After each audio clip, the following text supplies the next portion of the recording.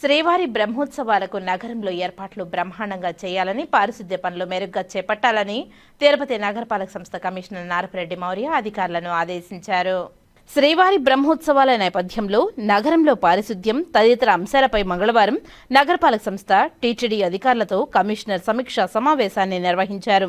నగరంలోని అన్ని ప్రాంతాలలో టీటీడీ నగరపాలక సంస్థ అధికారులు సమన్వయం చేసుకుని పారిశుద్ధ్య పనులు మెరుగ్గా చేపట్టాలని అధికారులను ఆదేశించారు. భక్తుల సంచారం ఎక్కువగా ఉండు ప్రాంతాలలో మొబైల్ టాయిలెట్స్ ఎక్కువగా ఏర్పాటు చేయాలని తెలిపారు. అలాగే ప్రధాన కూడళ్లలో విద్యుత్ దీపాలంకరణ చేయాలని అధికారులను ఆదేశించారు. ఫుట్పాత్లకు రంగులు వేయాలని, డివైడర్ల మధ్యలో మొక్కలు నాటి అందంగా తీర్చిదిద్దాలని అన్నారు.